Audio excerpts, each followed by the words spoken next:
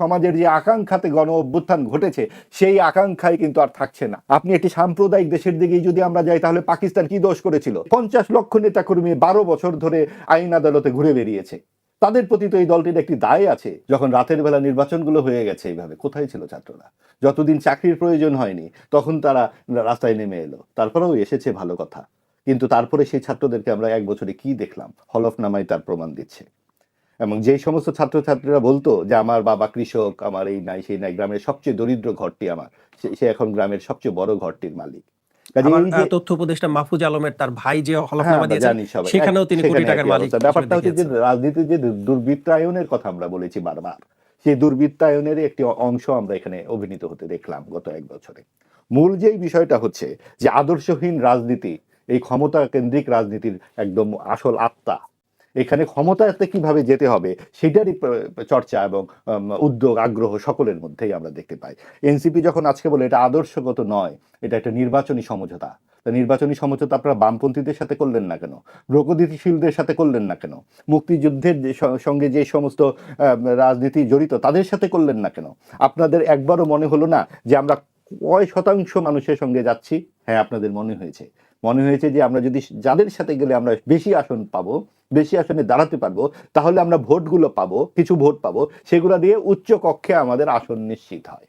এই হচ্ছে ক্ষমতা কেন্দ্রিক, কারণ তারা জন্ম থেকেই ক্ষমতার কাছাকাছি, কিন্তু এটা একটি অনিষ্টের কারণ হয়ে গেছে। অন্যান্য সমস্ত গণ অভ্যুত্থান, বড় বড় আন্দোলন দেখুন, মুক্তিযুদ্ধ সহ প্রত্যেকটি আন্দোলনে, ভাষা আন্দোলন থেকে শুরু করে, কোথায় ছাত্ররা নেতৃত্ব দেয়নি? সব সময় ছাত্ররা নেতৃত্ব দিয়েছে, এই 90 পর্যন্ত। সেই আন্দোলনের পরে কিন্তু তারা সরকারে গিয়ে যুক্ত হয়নি। এই কারণে সরকার এবং সরকারকে তারা সবসময় প্রশ্ন করতে পেরেছে। এবার কি হলো? তারা সরকারে গিয়ে যুক্ত হয়ে গেল, সরকারে যুক্ত হয়ে গেল, ক্ষমতার একবার স্বাদ পেয়ে গেলে। ক্ষমতা তো আপেল সদৃশ্য সুমিষ্ট বস্তু, এই ক্ষমতার এই স্বাদ থেকে তো তারা সরতে পারছে না বলেই তারা যেন তেন প্রকারে একটা ক্ষমতা কেন্দ্রিক বলয়ের মধ্যে থাকতে চেয়েছে। এখানে আর কিছুই নয়, এটা কোনো সমঝোতার প্রশ্নই আসে না, এটা সম্পূর্ণ আদর্শগত। এবং আদর্শটা কি? ক্ষমতা এখানে আদর্শ। আরো আছে, আমরা যখন দেখলাম 24-এর গণ অভ্যুত্থানের পর লাগাতার মুক্তিযুদ্ধের ভাস্কর্য ভাঙছে, লাগাতার ইতিহাস বিকৃতি হচ্ছে, লাগাতার মুক্তিযুদ্ধকে প্রশ্নবিদ্ধ করা হচ্ছে, 32 নম্বরের ঐতিহাসিক স্থাপনা ভাঙছে। আপনি এনসিপির কোনো নেতার কাছ থেকে কোনো আপত্তি শুনেছেন? কোথাও কোনো প্রতিরোধ শুনেছেন? নাকি সেখান থেকে হুঙ্কার শুনেছেন, ওটা আতিউর ঘর, ওটা সেটা ওটা ভেঙে দাও, গুড়িয়ে দাও? এই মব সন্ত্রাসগুলো কি করে হয়েছে? এবং কাজেই এই আজকে যারা নানান রকম কথা বলছেন আদর্শের নিয়ে, তাদের আদর্শ কিন্তু আসলে এক ধরনের ঐক্য আমরা দেখতে পাই, যেটা ডানপন্থার সাথে অনেকখানি মিলে, এবং সেটাই সাম্প্রদায়িক শক্তি। এবং এই সাম্প্রদায়িক শক্তির যে উত্থান আমরা দেখতে পাচ্ছি সমাজে গত 15 মাস, এই আগামী নির্বাচনে যাতে মধ্যপন্থার বিকাশ ঘটে, সেক্ষেত্রেও কিন্তু আমাদের একটু নজর রাখা দরকার। গত পরশু সম্ভবত বিএনপি জামাতের একটি বৈঠক হয়েছে, সেটাও কিন্তু যথেষ্ট আশঙ্কার বিষয়। বৈঠক হতেই পারে, রাজনীতিতে বৈঠক হবে না কেন? কিন্তু এখন যদি একটা সমঝোতার প্রশ্ন চলে আসে, একটা সমঝোতা ভিত্তিক সরকার প্রতিষ্ঠা করবো, আপনি বুঝতে পারছেন দেশটা আবার কি হলো? যেই 17 বছরের এই অনর্গল আন্দোলনের আবার 5 বছর আসবে যেখানে কোনো বিরোধী দল থাকবে না, যার যার আদর্শ থাকবে। তো আপনি একটা সরকার পরিচালনা করবেন, আপনার কোনো ম্যানিফেস্টো থাকবে না? জামাত কি তাদের অর্থমন্ত্রীর নাম জানিয়েছে? জামাত কি তাদের পররাষ্ট্রনীতি জানিয়েছে?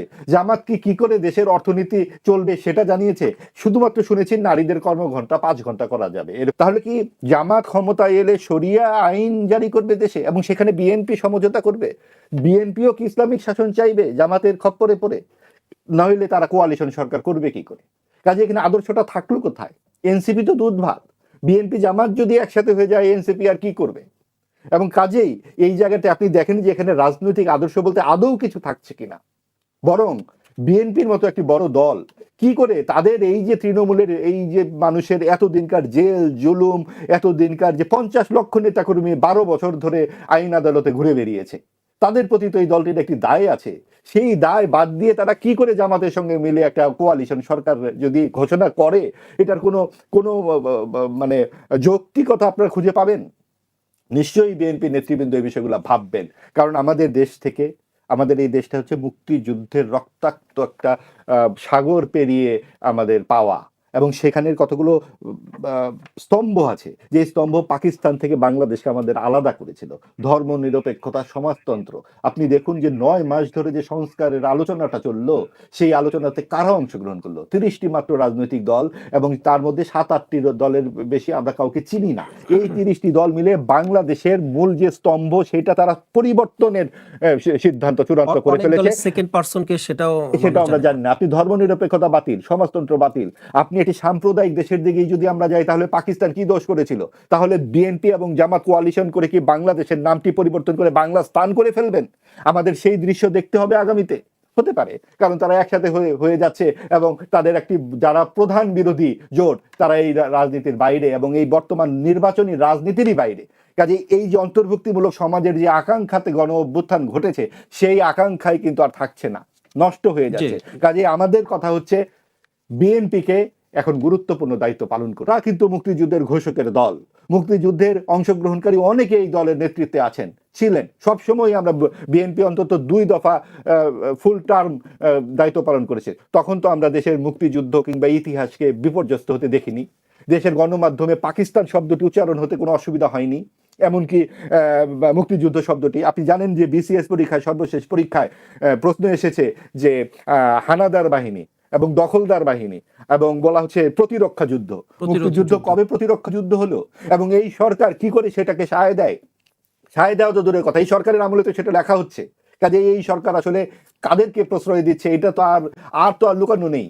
কাজেই এই সময় এই যে পুরো পরিস্থিতি, যে নির্বাচনটি আসছে, এবং তখন যদি বিএনপি এই সারা দেশের মানুষ যে বেগম খালেদা জিয়ার জানাজায় উপস্থিত হয়ে কোন বার্তা দিল? বার্তা দিল মুক্তিযুদ্ধের পক্ষে, বার্তা দিল অসাম্প্রদায়িকতার পক্ষে, বার্তা দিল সব ধর্ম, সব মত, সব শ্রেণী বর্ণ পেশার মানুষ এক মর্যাদার। এই বার্তা যদি বিএনপি না বুঝতে পারে, ঘোরতর সংকট